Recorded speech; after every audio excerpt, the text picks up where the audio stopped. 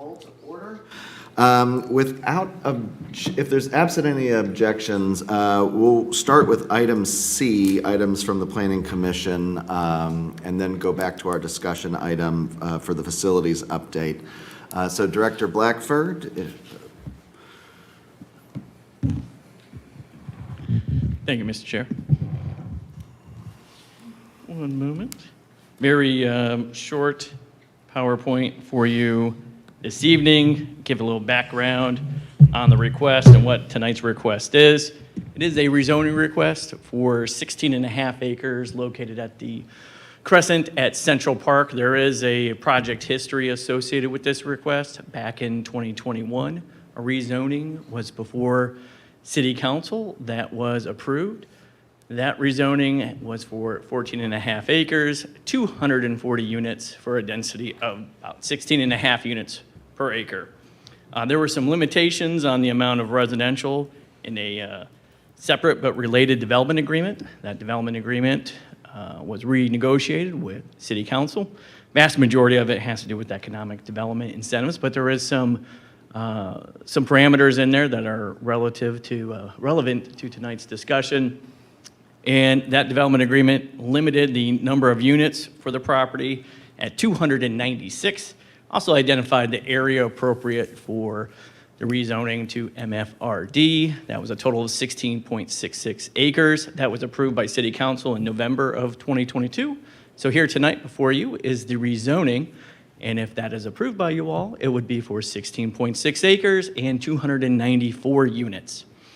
So just under that maximum of the development agreement. And it is a rezoning. Again, about 85% of the property here we're going to look at as its approximate locations on the map. There in red is the MFRD. To the south, if this rezoning is successful, will be the location of, again, all of the MFRDs. So the zoning map will look something like this. MFRD stands for Multifamily Residential District. The only use allowed by right is multifamily. So if you approve the rezoning, that's essentially what you're doing. You're changing a color on the map. Then that gives development rights to the developer. They have already gone through the Planning Commission process and submitted plans for 294 apartment units. Here in green, just to give some context to the area of Crescent Central Park, there's 5 different sites that are either developed with medical office, under construction for medical office, or going through the permitting process as we speak. So again, the vast majority of the Crescent will be for non-residential uses. That was part of the development agreement. And also relevant to tonight's discussion was back in 2021, the developer did donate property to the city as part of the rezoning. The city took ownership of that in 2022, and that was 34 acres of land dedication on your screen. So the Crescent at Central Park is really a mixed-use project. Multifamily is a portion of that. Here is the site plan. Unfortunately, to get this on the screen, north is to the left of the screen, so this is the general area of where the on-ramp of 270 would be. This site plan looks very similar to the site plan that was in the 2021 rezoning application. Essentially, the difference there, again, is that 2.5 acres that really fronts tech center. So where the drives are located, where the buildings are located, largely matches what you all would have seen back in 2021. So Planning Commission did see this just a couple of weeks ago. They did unanimously recommend approval of the rezoning request. Staff would recommend approval as well. It's very similar to what was proposed a few years ago. Again, about 85% of the land here tonight is already zoned multifamily. They're adding a couple more acres to that. The land use plan did call out this property in particular for being appropriate for multifamily. It was the one area in the southern part of the city that the land use plan said was appropriate for this type of use. So if you all do approve the rezoning, it would be staff's opinion. It's consistent with the land use plan.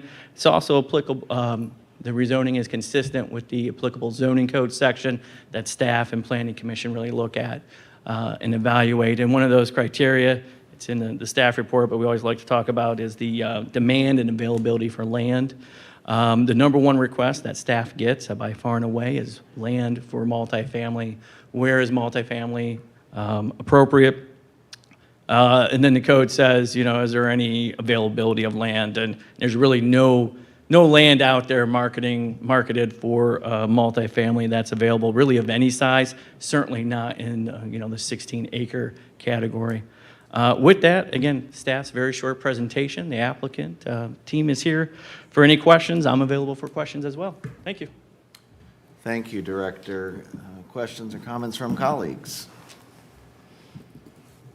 Give me just a second. Yes, Looking at Ms. the- Bowers. I'm just reviewing the development agreement, just. Wouldn't mind giving me a second.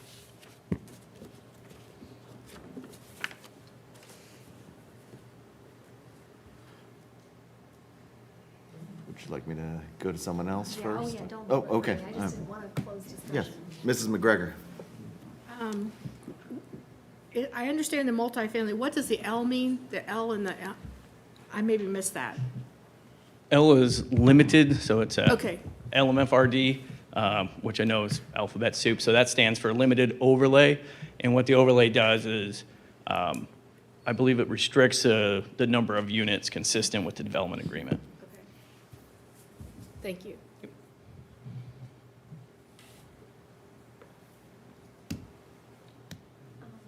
Yes, Ms. Bowers. Just, Mr. Blackford, what was the maximum number of, maximum amount of acres that were permitted for the multifamily under the development agreement that was adopted last year? I believe it said 16.6. Okay. And the maximum number of units was also? the- 296. Okay, and so we're within those maximums? Yes. Okay. And I believe 6.666 it says 16.666. on the vacant lot. We need that.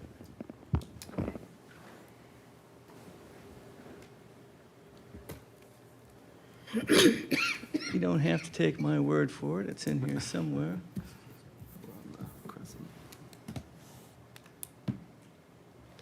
Okay.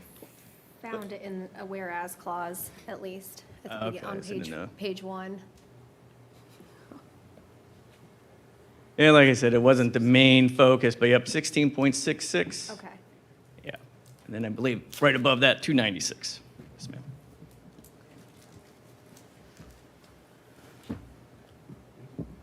Anything else on this one, folks?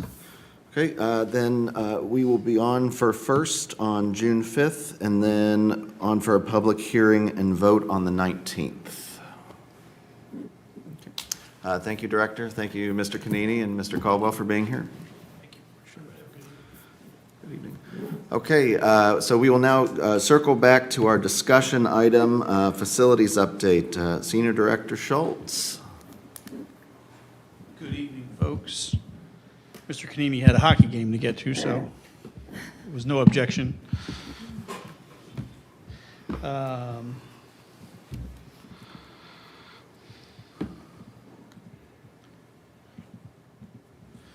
So I know it's been a few weeks since we have actually had a facilities update.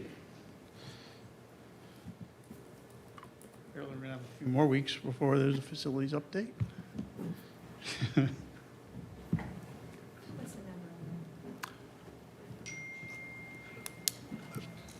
Director Schultz, while we're paused for just a moment, I did just want to clarify, did we want the rezoning application on the regular agenda as, or consent? I mean, consent?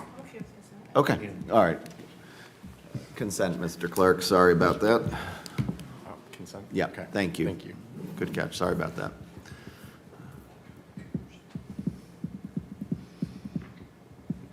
So tonight we're here just to give you an update, and actually we're gonna actually work through the first floor of the building.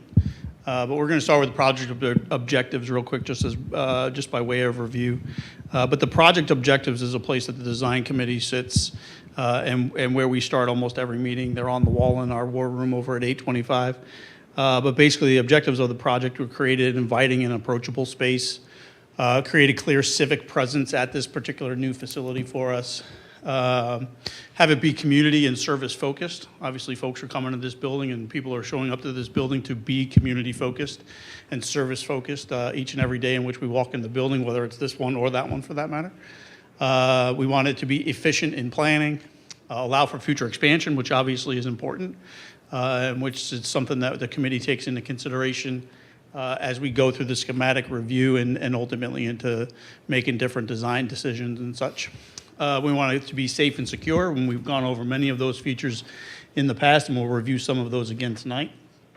But it also meets the addition and renovation square footage goals.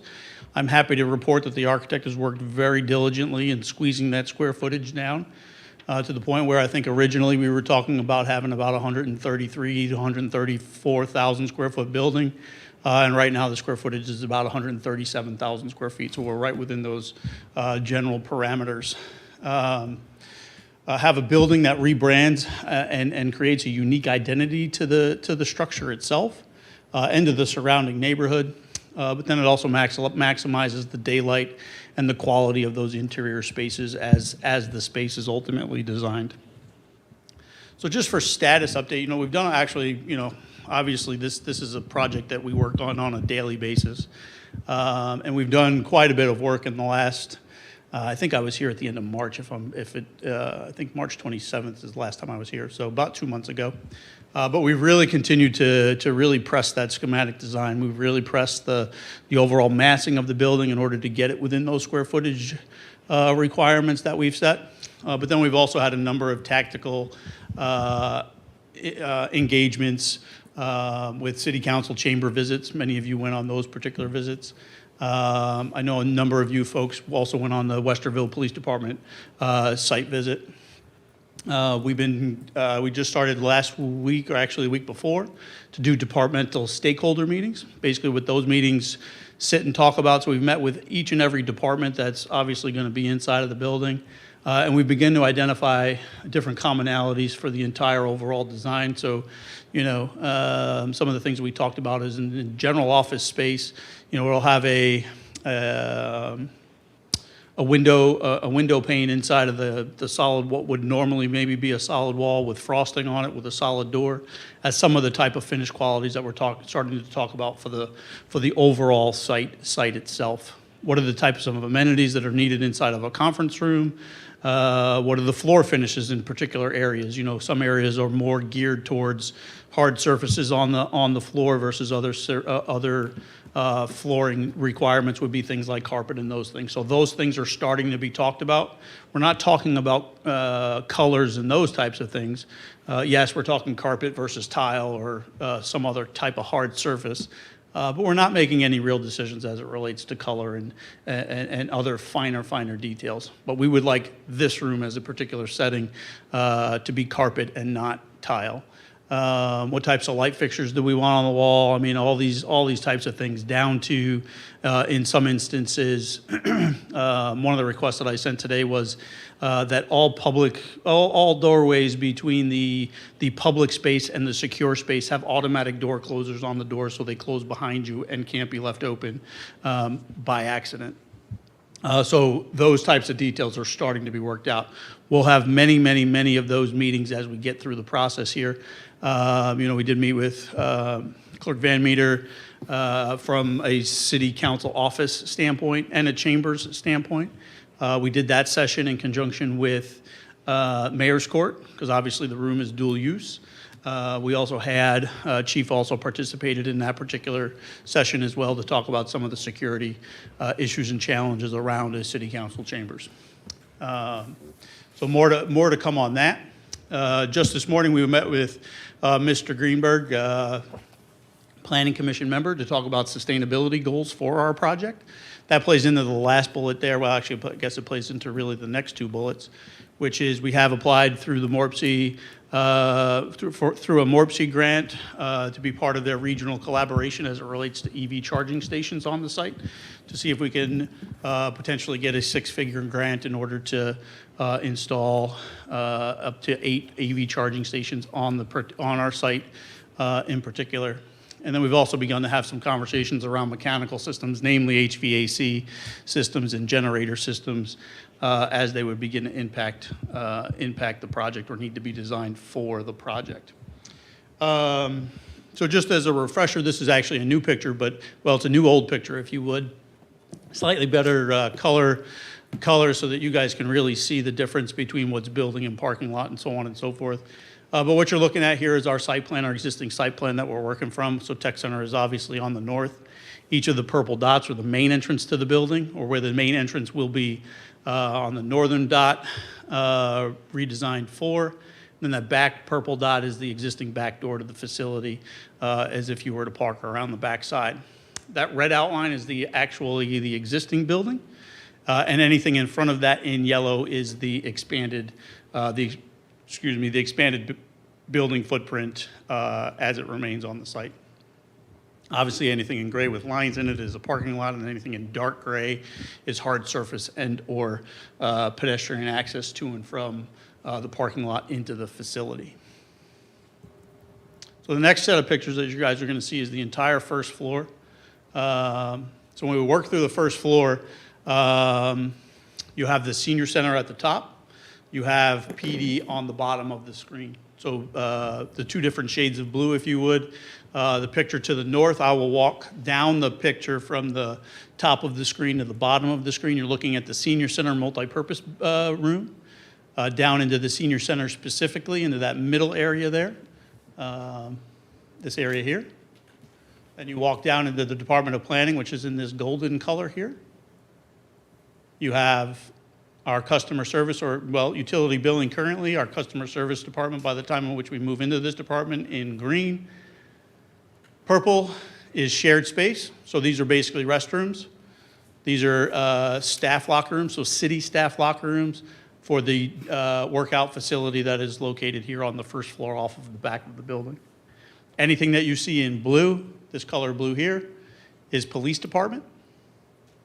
And then obviously reorienting back to things that you guys have seen previously, Mayor's Court in yellow, and then City Council chambers in green. This dark black line is just a representation of where the existing building actually is, so that you guys can get a sense from that other picture as to how much is new on the PD side and then also in the front of the building. I'll pause there and let you guys just take a peek, because the next couple actually zoom in and talk about a few different areas. I'd be honest with you, I'm not exactly sure. Okay, so we're going to actually start, that blue dotted line is what we're going to see next. Yes, ma'am? Can I ask a question about a prior slide before we move on? The yellow addition that was outside of the red line, This one here. yeah, is that anticipated to only be a single story at this point? Or story and a half or double, but it would be one floor? One floor of space, yes. Okay. But a story and a half and/or 2 stories, yes. 2 stories in the city council chamber area, I believe, and then story and a half in the 2 ends, basically. And what's in red is 3 stories, if I Correct. recall correctly. Okay, Correct. so it looks like it's a lot of square footage, but it's only one floor of space. It's 1 floor of space. It's actually only 1 floor of square footage, right? And that's how we get to the 138-ish, 137, 138. And then on the next slide, just to clarify. Yep. The purple being the restrooms, are those public restrooms or are those? So it's actually both. So there's actually 2 gender neutral restrooms. One stops, if you would, on the back side here with the janitor's closet in the middle. Mm-hmm. And then the front side here is the men's and women's room with a lactation room, I believe, off the front side of this particular area here. So it's actually both. Would the gender neutral restrooms be accessible to the public as well? Not in the backside, not off the pink corridor, no.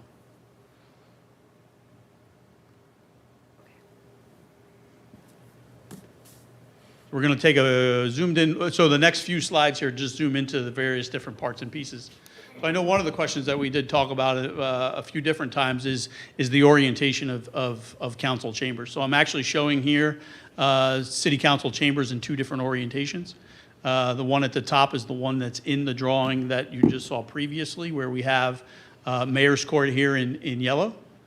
We have the front counter for Mayor's Court. We have the waiting area for Mayor's Court. And then we have an entrance, a very nice access point off of the lobby area for Mayor's Court into what is, at that particular point, the courtroom itself. What you're just looking at here down at the below is 3 prosecuting attorney offices and then a magistrate's office on the backside with proper record storage, meeting the requirements, today's requirements, if you would, for record storage for both Mayor's Court, us, and New Albany at that particular point. Again, City Council chambers here is in the middle of the screen with the dais located on the south side of this particular picture.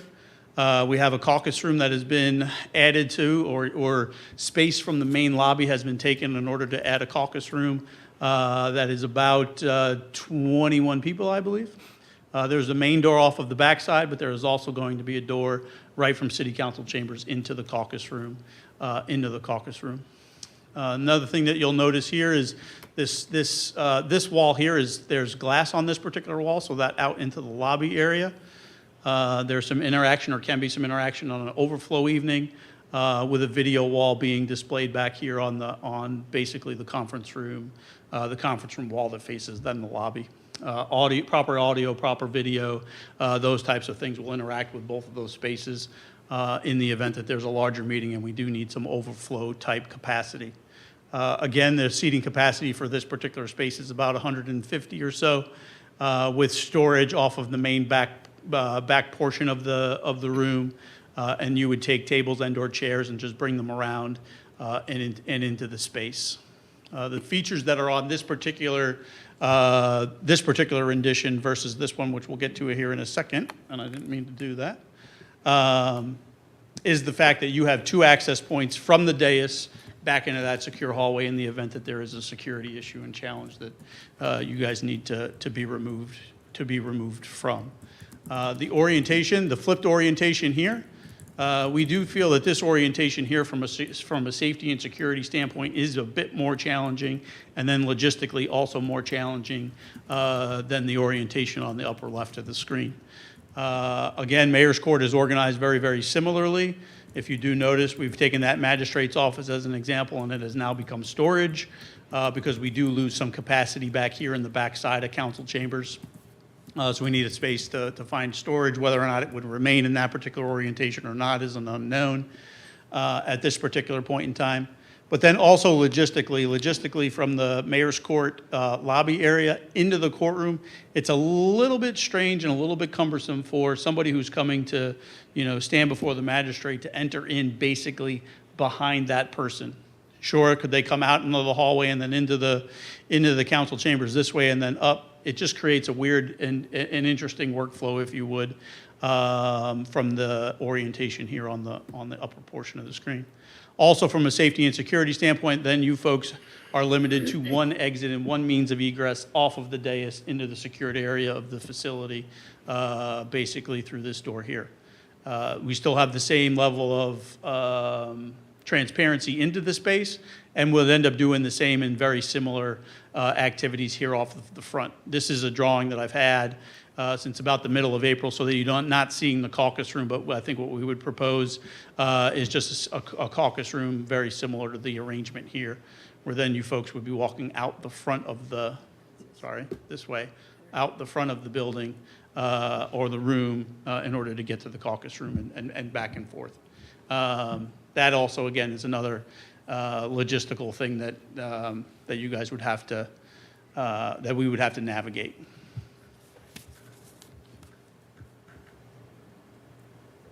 I can pause there, or I can keep going. Your guys' Let's see if choice. there's any comments, questions, colleagues?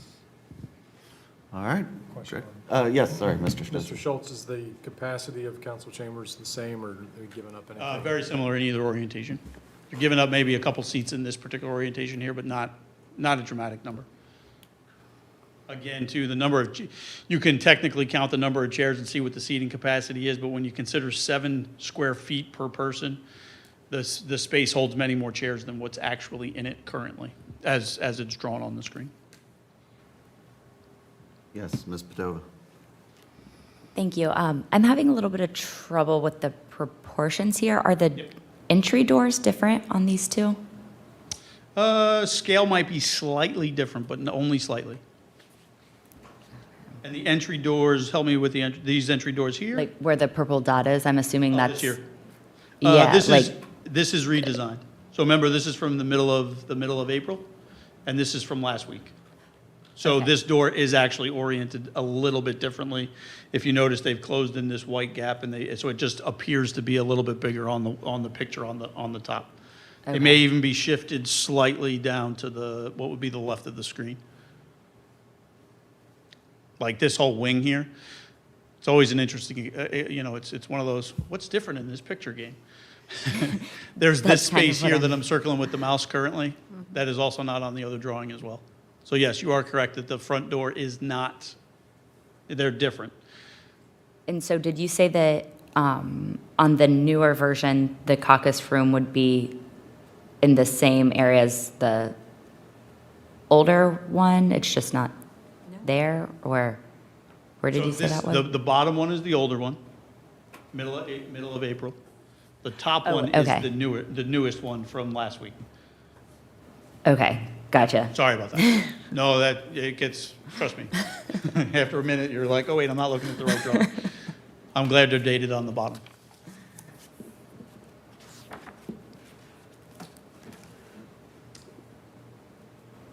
So the next area that we're going to go to is the main lobby area. The main lobby area and the customer service window. I know that we had some conversations as it related to that just last week when we were talking about some staffing presentations. So the main doorway is still oriented here, and we still have the main lobby area in front of the building here. You can see the transparencies in the glass windows as they look into city council chambers here, and you can get a little bit more of a zoomed-in look at the caucus room and the video wall that we would be proposing that go on this particular wall here. When a customer was to come in or a member of the public was to come in and they would need to, it's a regular 9 to 5 type activity, they would enter the building through the main double doors, and they would be presented with a customer service desk and set of windows immediately upon arriving to the building. At this particular area, we see basically all city functions, whether you're looking to apply for a building permit, whether you're looking to rent a shelter, whether you're looking just to have a chat with Jeremy about filing a property appeal. All that transaction, if you would start at this customer service window. So what we're proposing in that particular space is, and some of this is what Director Volmer was talking about last week, but we have the management analyst, the supervisor for customer service, and then 4 customer service folks that man that front window. Those folks answer basically all the 4,000 phone number that rings into the front desk currently. We eliminate issues and challenges with, staffing challenges for the front desk. Obviously, that front desk that we currently have is a one-stop, so there can only be one person there at a time. If that person is off, we're looking for coverage and those types of things. This type of arrangement here eliminates all of that. The other conversation that's also currently going on is all payments, as another example, would happen through this customer service window. So if you're paying for a building permit, or if you're paying for a building permit, you would actually pay at this particular window here, even though you may talk to the planning department up here in the upper portion of the drawing. So when we look at the upper portion of the drawing, right? So we have a package room. We're receiving a package. A package can come in this little room here, still safe and secure. We have the customer service windows, and then we have this particular area that's in the more golden area, or goldenrod, if you would. Probably should have showed you a little bit more of the north portion of this, but the 2 rooms here are 2 secure conference rooms. So if a member of the public, Mr. Canini as an example, was coming to have a meeting with the planning department or engineering staff would come down from the 2nd floor, or planning department staff would come out from the back side of the building, and they would meet in one of these 2 meeting rooms off of the front side of the building. This area in here is what we refer to as a soft lobby, so you have to be welcomed into that particular soft lobby. You can wait for the folks to come down, and then there's also a place here where you can do some light plan review and/or meeting with the zoning clerk as an example to go over the more nuanced things that the city does as far as zoning and building permitting, where you're more sitting with a specialist as opposed to doing that work at the front window here, which could get a little bit cumbersome and/or, the person standing up, they're more comfortable in this back area here.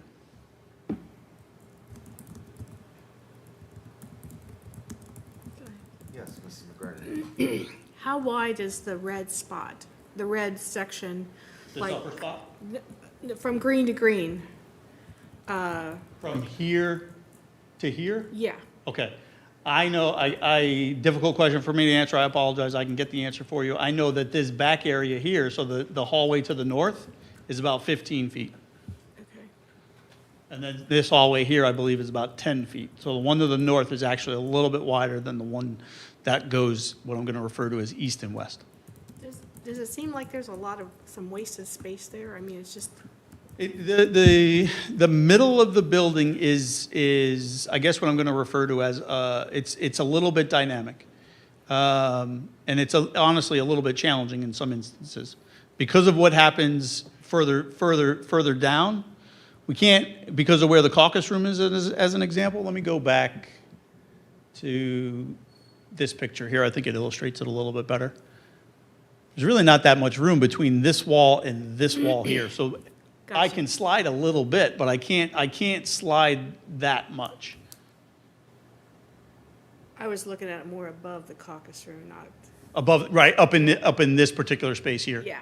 Yep, and in order to get the right depths and the right widths for particular rooms, whether it be the council chambers and/or mayor's court, that's about the approximate depth and width that it should be. The architect will also continue to massage those areas, and obviously, if you can remove 3 feet from the length of the building, that is really their charge, is to continue to find square footage, and they will continue to do that as we walk through this process.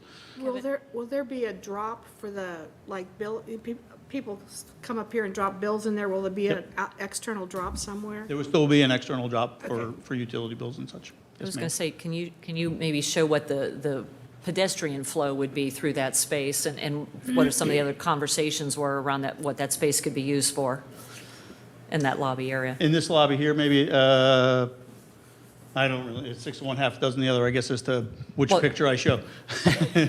So this space here is also, I guess we would refer, this is a meeting space, could be a collaboration type space.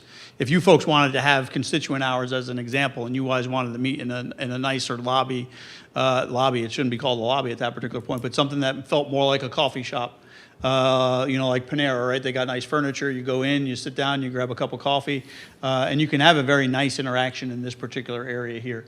We do have access points if you were to walk along this east-west corridor here. That would take you back down into Mayor's Court, but then also take you back down into the police department. So this door here actually accesses the police department on a regular, quote-unquote 9 to 5 type basis. And then if I go back one here, this northern corridor, you walk past all of the customer service desks, the area here inside of planning, and then ultimately you get up north into the senior center and those particular spaces there. So making sure that they are, don't feel narrow and cramped and those types of things is one of the objectives, and that's why they're about that 10 to 15 feet wide. One more question. Is there, if somebody's brought in from a detention facility for court, is there from a Sally Port, is there an entrance? Yeah, so when we're looking at this particular picture here, this set of doors and this set of staircases, this accesses the secure portion of the police. This is an elevator that accesses just the police department from the basement through the 3rd floor. This door here is actually double-sided, so it accesses the pink corridor, but then it also accesses the corridor that's back down in here. So a prisoner could come from holding in this particular area here, through the door here, and then up into Mayor's Court. Okay. and is in front of the magistrate.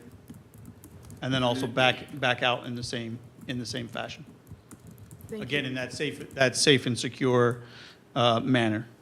Prisoner, hold, detainee, I don't know how you guys would like to refer to that. I don't know how I'd like to refer to that. In this particular orientation, bringing the detainee or the person who needs to stand in front of the magistrate from holding into the courtroom is also a little bit more challenging. They're basically walking through the entire lobby of Mayor's Court in order to get into the courtroom and be before the magistrate. Whereas in this orientation, they're really walking down the hallway and they're in front of the magistrate. So it's a little neater and cleaner, if you would, a little more seamless. Yeah, thank you. Thinking about, so that lobby space, and assuming it's going to be, This space here. yeah, Yep. a lobby, a story and a half, or potentially 2 stories, what would the flow be like? Would there be open access to second floor above it? Would that be open, kind of an open atrium style of space, or how would that function above that So space? the second floor and the third floor, which is part of the reason why we're not going to go over those two tonight, but right now, they're in flux, the second and third floor. Right now, how it's designed is there's actually just about a 4-foot glass wall between the second floor and the lobby. So there's actually some cafeteria or break room type seating here in the front that's on the second story, and then it's basically an open look down to the first floor in that lobby area. We're currently talking through how that works and feels. We have seen a very, very, very rough rendering of what that lobby feels like, but not one that's ready for prime time to sit in front of you folks and have a conversation around. Right now, it's open, but it could potentially be closed up as time goes. The same thing with this, on the second floor, the corridor that basically runs this same red hallway here is also open to the first floor as well. But those are kind of TBDs at the moment. So we talk customer service and utility billing, planning department, and how the customer interacts with us. I think we're going to go all the way to the north to the senior center. Touch on that real quickly. This is as zoomed in as I actually got, but basically the main features here on the senior center are a rather big multi-purpose room. This multi-purpose room will be able to be divided into a minimum of 3 different smaller rooms. So I think you can see the 3 proposed dividers. So that space can get smaller in order to increase programming and such from a senior center standpoint, and or even a usability standpoint. You can technically run a senior program and have a class, if you would, a training class that the city was putting on, administration was putting on inside of the same space at the same time and have very little impact to programming.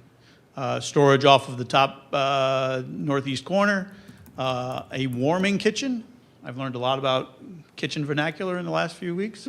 A warming kitchen as opposed to a demonstration kitchen. Staircase to go up to the second floor. This is the existing staircase, the existing portion of the building. And then with what they refer to as a pre-function area, which is basically a larger lobby. Basically, as I'm told, again, this all things being learned, your pre-function area needs to accommodate just as many people that are going to be in the actual event itself, which is why you see a rather large lobby in this particular area here. Restrooms that access and or are available for this multi-purpose room up on the north portion of the screen. Then with a large secondary senior center lobby where you can play cards or do a puzzle or read a book or drink some coffee, watch the news. A lot of this is the social and interactive space for the senior center if you're not necessarily in a program. Staff cubicles here, staff offices off of the backside in this particular area with some storage, interior restrooms for the senior center staff or senior center folks, so they didn't necessarily need to go out into the main area in order to use the restroom. And then a art room here off of the right-hand side of the drawing with a kiln room in it as well. And that kiln room has room for 2 kilns, not one like we currently have over in the existing space. When we talk about those stakeholder meetings, we're talking about what type of storage and what type of cabinetry do they need in these spaces. So while you don't necessarily see that, those are all things that are being discussed in those stakeholder meetings. I'll pause here. Ms. Bowers? What's the green room up from the women's restroom? This year. Yeah. So if this was a rented space, the bride or the groom, as an example, could get changed in that particular room. It's because of the angle of the building, it creates a little bit of an interesting space there. It could technically be turned into an IT closet. It could technically be turned into additional storage. It's listed as a green room right now, I believe, to accommodate some type of function that's going on in the multipurpose room. Would it be, was there consideration to add, I appreciate that there's the universal restrooms Interior. interior. Would there be a potential to include a universal restroom? On this backside? Correct. We can ask. Okay. Yep, well, the space is a little challenging, but we can ask for sure. What you also noticed here is that you have an opportunity to have a secure lobby here with an extra door here, which then does make this space potentially available for after-hours use in a secured fashion. Similar to what we have today over there, except you're kind of in and amongst their stuff, the senior stuff, as opposed to being just in this general area here. Mrs. McGregor and then Ms. Padilla. Is that enough restrooms, women's restrooms for that space if all those rooms are used? So they are still in the process of doing fixture counts. For seniors, that's, It's a good question. It is absolutely a good question. I'm one of them, so. Yep. But I'm just thinking that even in events I've been to that's a fair amount of seating, that seems like not enough restrooms. And like I said, they're still in the process of doing those fixture counts to know exactly what needs to be in each area of the building overall, right? Because that's a code issue. But then in each area, in order to make that the good accommodation as opposed to just the minimum accommodation. So they're in the process of doing that as well. Ms. Padilla? So down towards the bottom here, am I reading storage, senior center supplies, and senior center supplies? So they're actually redesigning this particular area in here to do a little bit of some slightly different stuff. That says mail supply right back here, so it's like a counter with a copier and some, cupboard type storage, and then senior center storage here. Should also note too that with some adjustments that are going on in the planning department just to the south of that particular space to give us the ability to make the storage area spaces inside of the senior center a little bit bigger.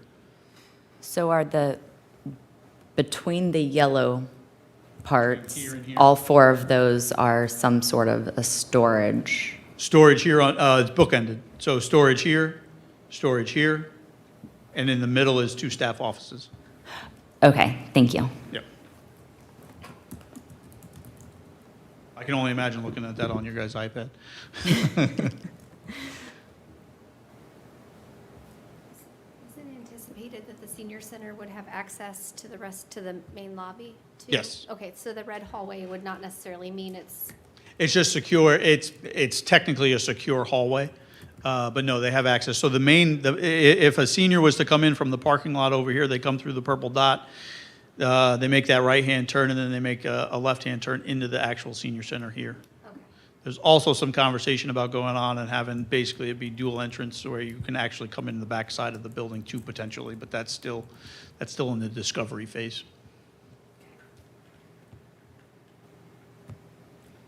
So the last space that we're going to talk about is the hard and soft lobby and the interview rooms that are off of the police department on the far end of the building. So when we zoom into that particular area, what you'll notice here from left to right, you have a records clerk and the records window. So this would be the main area, hours of 9 to 5, that somebody would come in and get service from the police department. On the far north portion of the drawing here, you have a property exchange room. So if somebody was coming in, they lost their keys, they lost their license, and it got turned into the police department, this is where a secure exchange could happen between city staff and whoever was coming in to pick up that particular piece of property. Somebody was coming in from the parking lot, they would be welcomed into this hard lobby. Again, here's the main window that staff would meet them at, some different benches. They would have access to, oh, well, I'm in the police department, I really need to go to City Hall to pay a water bill. There would be access back down the hallway through the police department, down the longer corridor to the customer service window. But then when you also notice too is that there's a safe room here off of the front lobby. We've seen this particular feature in every police department that we have visited. If somebody was in danger and they were to come into this particular safe room, they would close the door behind them, and then they would be in communication with the dispatch folks who would dispatch officers to the hard lobby to secure that room and any threat that would be against the particular person that was in the safe room. Person in the safe room could be taken securely into the soft lobby area and then back into the building if necessary. There's obviously doors here. They look like they're open right now. They would be permanently closed. And somebody could be welcomed from the hard lobby into the soft lobby if they were waiting for maybe an investigator to come down and have a conversation with them, or maybe the community liaison was going to come down and come out into that particular space to have a conversation. What you'll also notice is an interview room here off of that soft lobby, and then a family interview room, which obviously is a larger size. And if a group of people were coming in to have a conversation with the officers, they could be brought into this space here and be comfortable while they were waiting for while that conversation was going on, or for that conversation to take place. Universal restroom in that particular space, just a one-stop, so that if anybody did need to use the restroom, they could. And then through this door here, there's also another transaction window here, so that another transaction could actually take place inside of the soft lobby. And then now you're coming down here where my mouse is now, you're coming down into the secure portion of the police department, to either be escorted upstairs, or you're an officer, and this is how you would access the soft lobby and then the hard lobby. There are a couple other things that we would see down here. Here's that staircase that the detainee would come out of just for orientation. The elevator that goes from the basement to the second floor. Duty lockers in the roll call room. So everything, there's a lot of function that takes place up there close to the front of the building and to the west of the building. I'll go back one picture here. So that's, again, the dotted blue line that we're looking at here. And then a point of egress for the officers to go out where the police cruisers are located in this secure lot over here to the left of the picture. Sally Port here down to the south, with the rest of the police function being on the southern portion of the building. And this dotted line here, and there technically should be another dotted line about over here, which secures basically the entire back half of the building for employee parking, police officer parking, and then also police cruiser and other functional parking over on this particular portion of the site as well. Yes, Mrs. McGregor? Sorry. Is that safe room, would that, access to that be 24 hours a day? Yes, ma'am. Okay. So that interior door, so the exterior door, the one into the hard lobby, remains open at all times, and the one on the inside of the building remains closed at all times.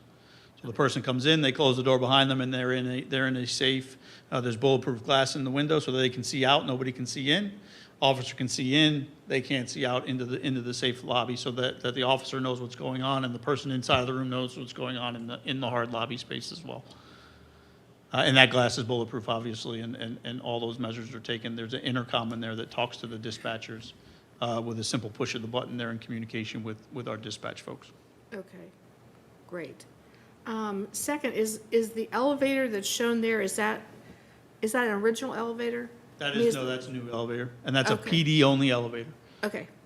I didn't remember there being one there. In the Yeah, old- currently there's only 2 elevators in the building, in the central portion of the Okay. existing building. Thanks. Yep. Yes, Ms. Padova? I'm sure that there's a reason for this that I don't understand. What's an instance where, like, the reasoning for having the hard and soft lobby? Where's my chief? Back there? There he is. Help me out, chief. He must have not wanted to sit next to me tonight. I'm not, fine. The reason for it is basically to segregate the interactions that people have in our building. I mean, a lot of times people are just coming in, having a brief interaction with our record staff or somebody, getting a report or something along those lines. In our current environment, you may have a victim of crime who's sitting right next to somebody trying to speak with an officer about a very delicate subject. So having that soft lobby allows that individual to come into a safe space in a soundproof environment so that they can interact with our officers and are not, subject to people walking in and out at all times. In our current environment, we've had victims of crime come in to speak with an officer when the offender walks right through the front door. So it does provide a level of building security, but it also provides an element of safety for people that do visit us. And then also it also further keeps us from having to have people throughout the building. So there are a number of security features built in, and the way the building's designed to keep certain functions separate. But that's the purpose of the hard and soft lobby. So if somebody was coming in who was a victim of a crime, they would come through the hard lobby to tell somebody what was happening at the window? Yeah, the customer service facing element is right there where the cursor is. That opens back into our record section, similar to how it is now. Then if they came and said, I'm here to report an assault, domestic violence, we would have them come through the doors or buzz through the doors, have a seat in that soft lobby. The doors are closed. They would be separated and secure. Okay, that makes sense. Thank you. Westerville, as another example, did not have a hard lobby, soft lobby concept. They had just a hard lobby. And one would argue that it wasn't that hard because it opened right up to Mayor's Court.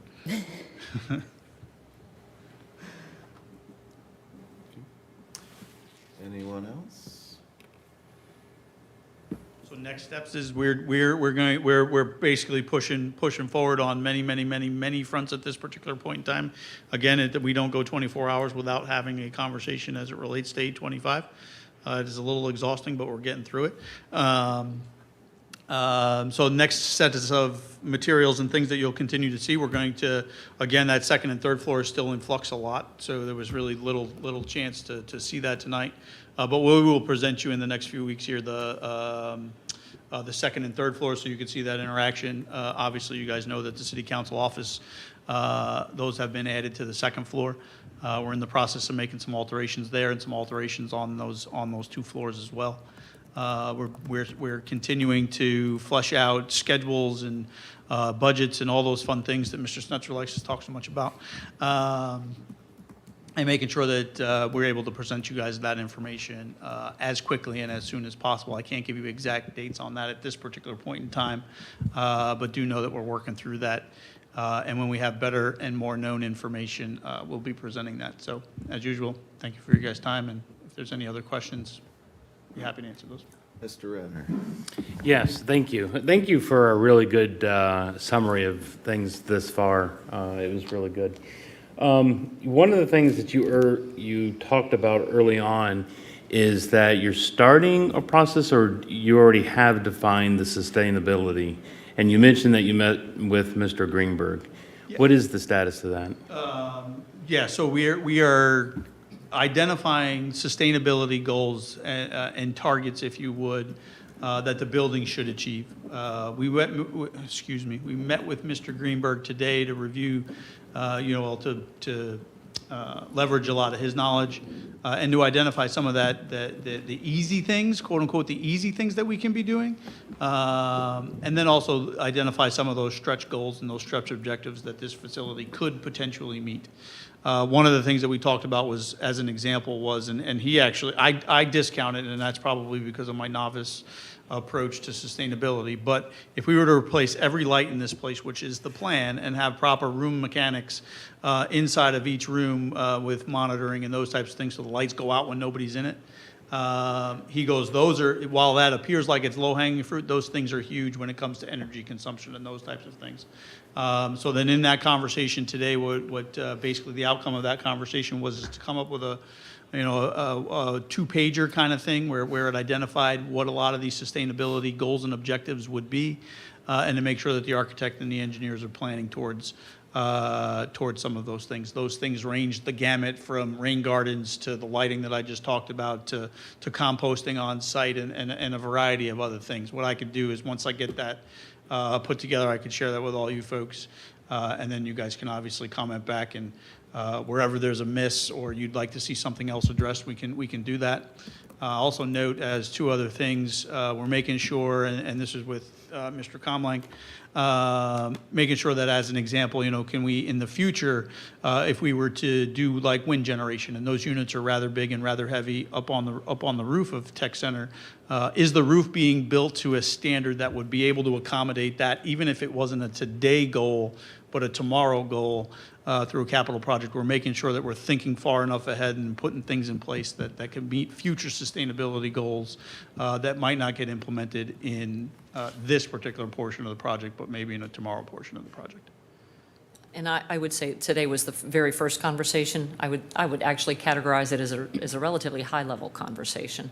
I mean, it was to identify the low-hanging fruit. It was just, again, the first one of many to identify as we move forward now, kind of start to transition into this next phase of the project, things that we need to start thinking about. I think he noted, we have plenty of time. I went, well, do we? Do we? So, but it's to kind of start getting the brain churning a little bit about what everything from the low-hanging fruit to the larger investments with regard to HVAC system options, et cetera, as we start to prepare for that next conversation. Has there been solar? Yes. So one of the thoughts is that the covered parking for the police cruisers, as an example, and even the city fleet would have solar array on top of it, capturing that solar energy.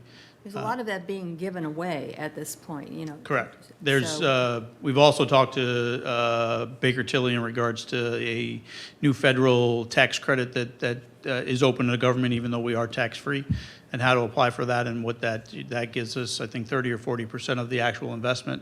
And we're talking about solar as an example. We're not just necessarily talking about the actual purchase of those arrays. We're also talking about the infrastructure investment into the facility. So when we're talking 30 or 40%, you're actually talking a significant nugget. As an example there, if you needed to strengthen the roof, not just to bring it up to an essential structure standpoint, but you needed to strengthen the roof in order to accommodate the solar array, you can actually take 30 or 40% of the roof structural improvements and charge that back to the tax credit as well. So those are things that we're also investigating, along with the EV charging and a lot of other parts and pieces. I know you probably, I'm sorry, Mr. Renner, probably have more sustainability questions. I do, but I look forward to actually this being an ongoing thing. There are area experts that can really, open this up. Structurally, looking at using natural light inflow of the building to replace your lighting. I'm going to send you a website that actually, there's a company called Strategies. They're not local, but they actually have a lot of opportunities and a lot of already designs available for buildings like that.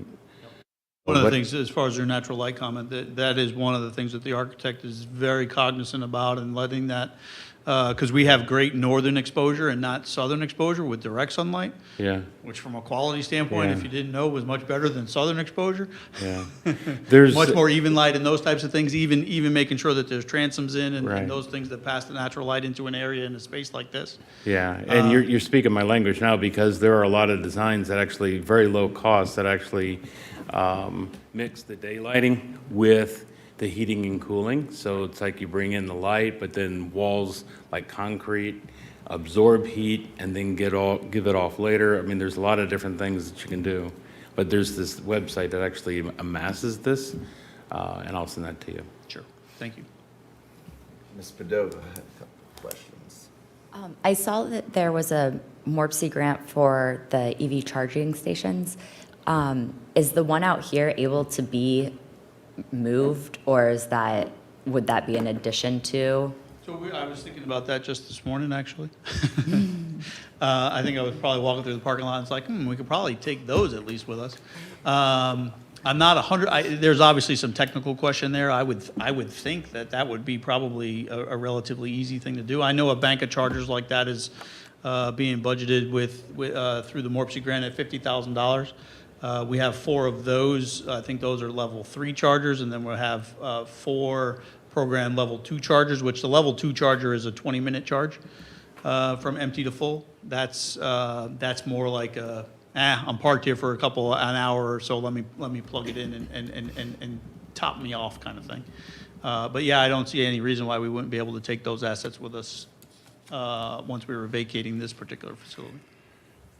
And we'll look at that. We'll look at that adaptive reuse for many things, up to and including, you guys have all been in 825 as an example, but the reuse of that tempered glass that's inside of the building, right? And making sure that we're using that and not necessarily purchasing new glass for our facility. We'll have to purchase more glass, it's not enough, but make sure we're reusing parts and pieces of the building that make sense to reuse, not the lighting fixtures and those things because of the sustainability that we just talked about. But making sure that we're doing those things in a responsible way, making sure that the demolition contract, as an example, again, as another sustainability item, is doing proper recycling of those materials and they're not just getting thrown in a landfill, as another example. My understanding too from our construction managers is that those things become commodities to us as well, and we actually get a credit on the demolition bill for doors and other lighting fixtures and other things that they may take out of the facility. I will also note, and I've been reminded of this a couple times as it relates to the sustainability piece, the fact that we're starting with a 100,000 square foot vacant office building is a sustainability measure in and of itself. So I think there's lots of things that from a sustainability and a reuse standpoint that we can really point to and be proud of when we finally do get to open the door down there. That's well said. But then the developments of performance objectives will be really key. Absolutely. Yeah. Absolutely. Anything else on this item? Well, Director, thank you very much. I just want to say that I appreciate all of your hard work, and I know it was a request to sort of tease out the orientation of council chambers, so I appreciate you coming back and doing that for us as well. So thank you for the presentation. Thank you, guys. Next up, we will move on to item D, items from council office. Resolution recognizing June 2023 as LGBTQ Pride Month in the city of Gahanna. Mr. Clerk, I believe you had put some updates just to what we did last year. The only update would be changing the date to reflect the current year. Anything? Folks okay with consent on that then? All right, thank you. Next up, a resolution recognizing Juneteenth, June 19, 2023 in the city of Gahanna. I believe this was also similar to last year, just with the update to the years. Consent okay for that one as well? All right, thank you. Next up, a resolution recognizing June 1 through 7, 2023 as National CPR and AED Awareness Week. This is one that I had actually put together. Important topic that has come to light, come to the spotlight, I should say, for some local families. So I do anticipate some guests at Monday's, at the June 5th meeting, not Monday's meeting. So, but happy to make any edits or any feedback folks might have. I think just, I don't know who you have coming, but there was a referee at Columbus Academy who was just finished a game and collapsed, and he was, is he one? Guests, yeah. Okay.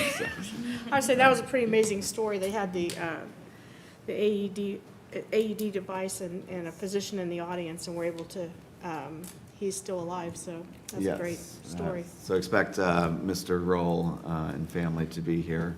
Okay. Yes, an amazing story, and I believe that the term that they use for the incident that he had is called the Widowmaker, so it was a... That's what I had.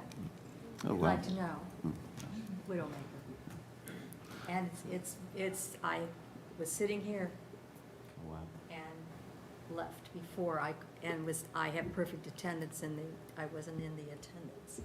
But the Widowmaker is something very, very difficult to get around, and you better do it fast. And, you know, women don't have many things that show you, because I had no idea that I was there, except that something wasn't right.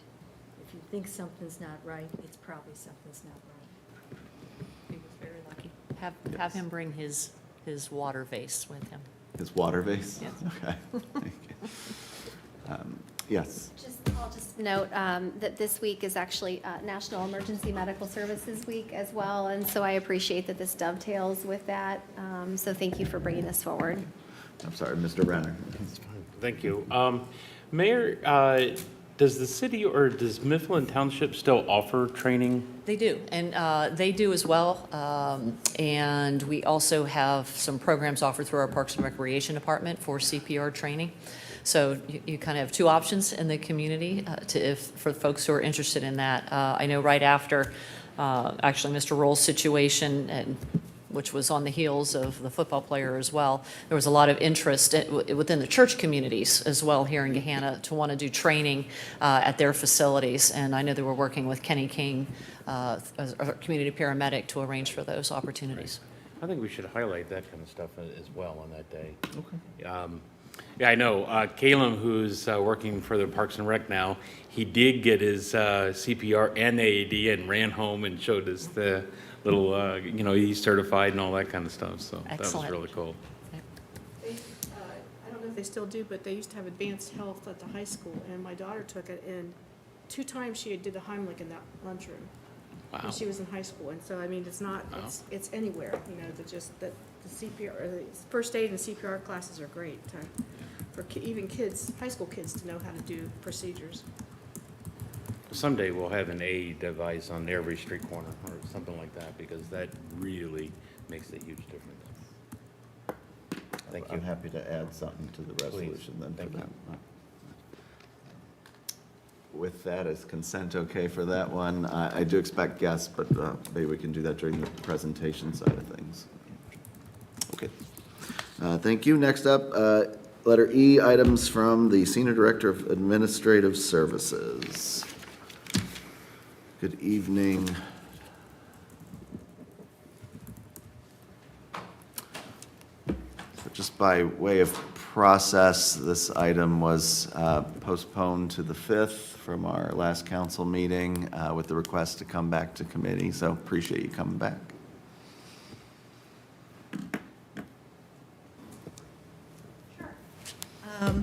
So as I understand, there was questions about how revenue is producing through the first quarter. So we are doing well, slightly higher than anticipated at about 9%. That won't be sustainable, though.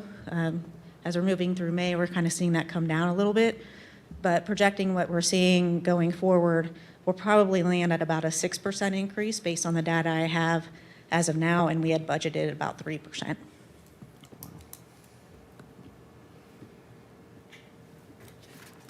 Mr. Schnetzer. Those are all year over year to date? Correct. Okay, perfect. It's good news.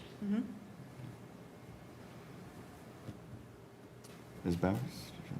Okay. I guess just, is there an expectation of when that Q1 report would be delivered to council? June 12th, I'm finishing up the annual report, and then that's on my next to-do list. So we do have some new finance staff that was onboarded that are learning month-end procedures and so on and so forth. So it is taking a little bit longer, along with completing the annual report. But it is slated to be on the June 12th meeting. And would you happen to know offhand if the revenue increases that you're projecting, is that split across the different funds, or?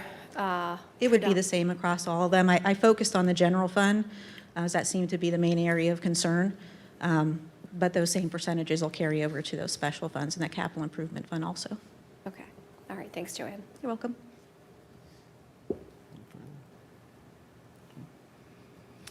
All right, are we good to have this back on the agenda for a vote on the 5th? Yes. Okay. I'm fine with consent agenda. Consent then, okay. All right. Yes, Director. I just want to clarify that it would still be on emergency. Yes, I don't think that has changed. Great, thank you. Thank you, Director. Appreciate the clarification. All right, thank you very much. Next up, letter F, items from the Department of Engineering. Take us home, Director Comley.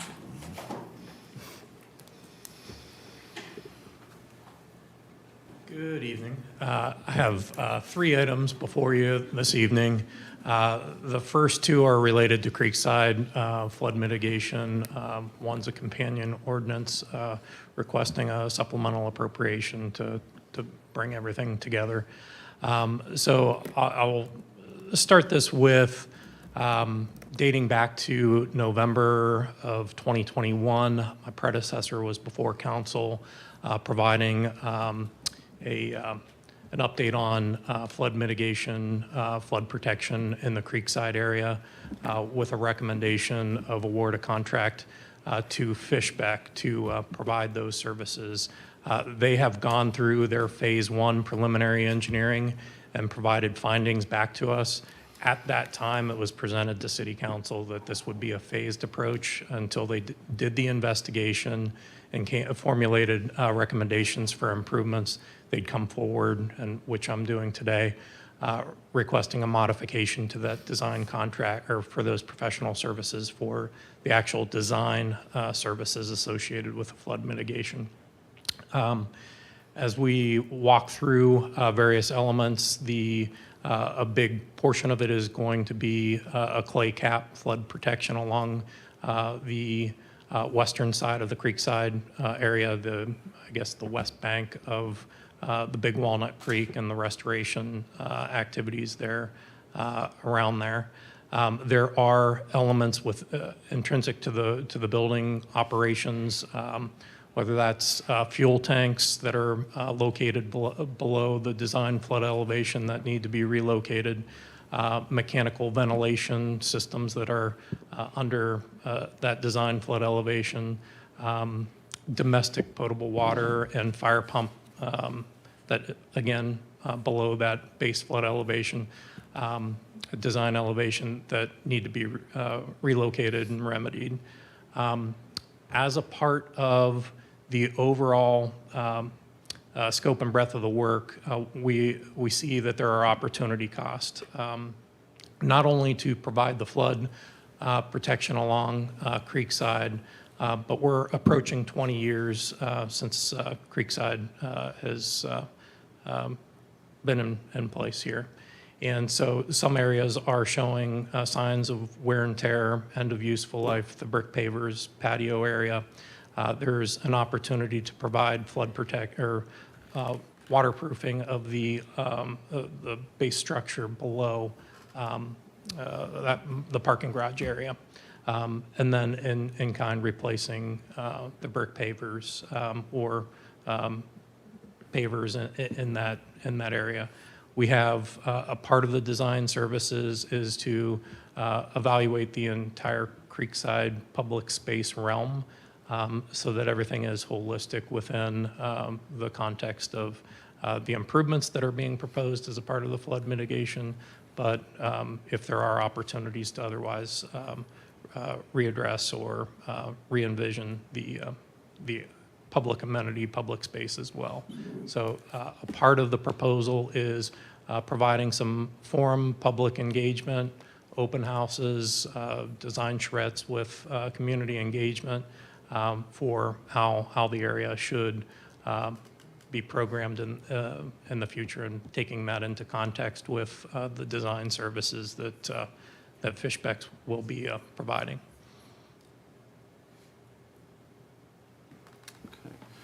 Well, thank you, Director. Questions from colleagues? Yes, Mr. Renner.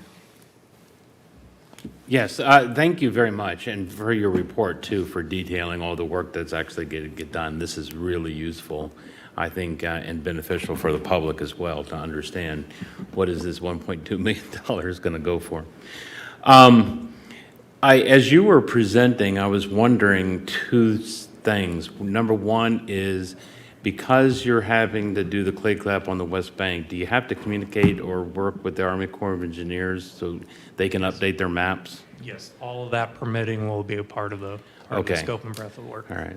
Intuitively, I was wondering, what that was. Then, secondly, is the insurance.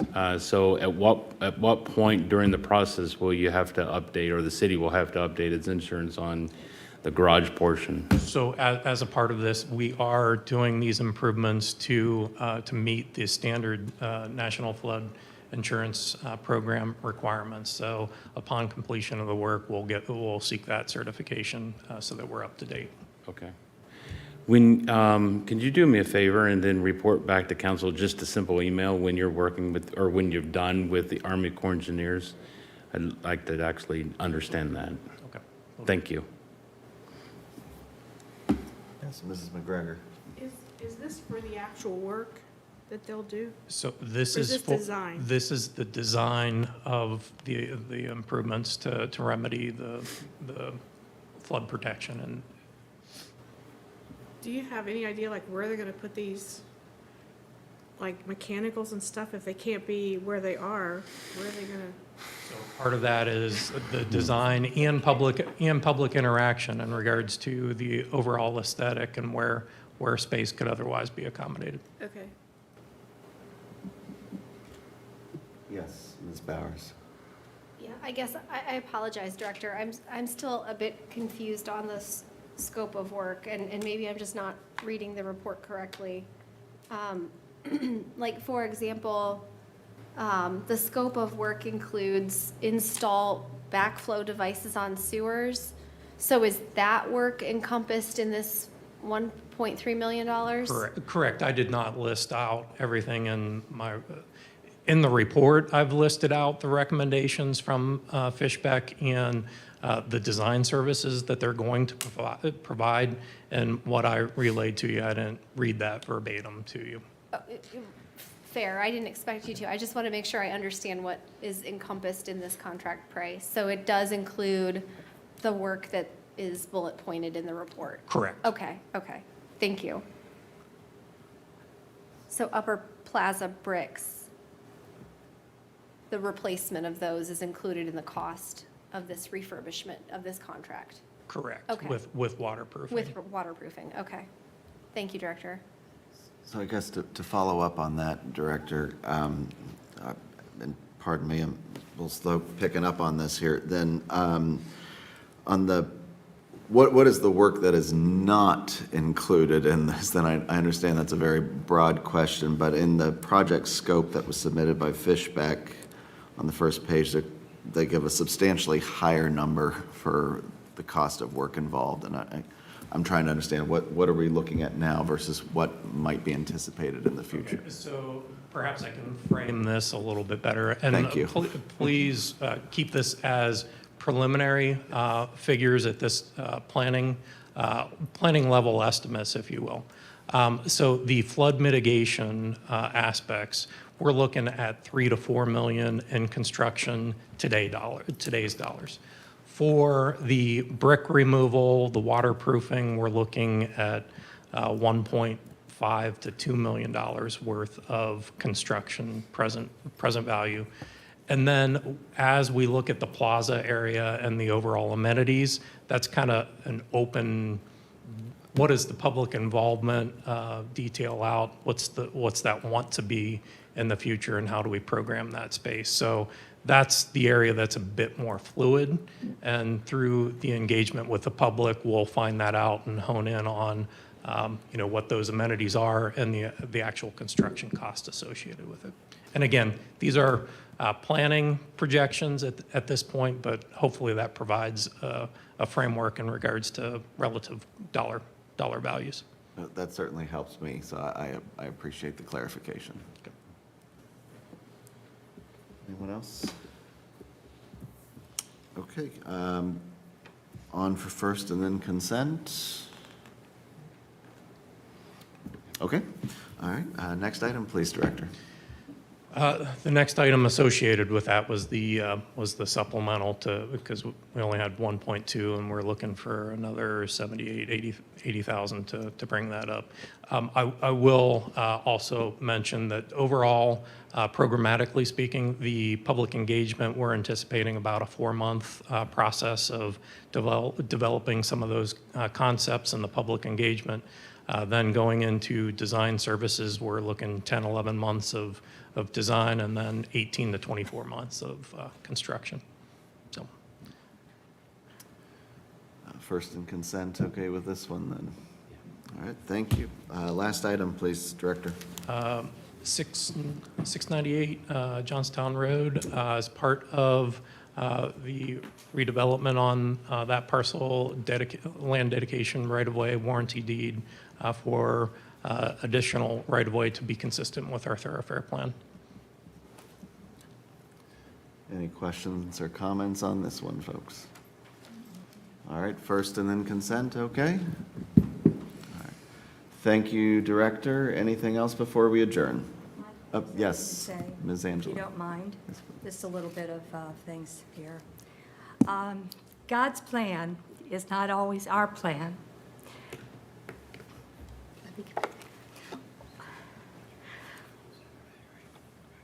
For our timing.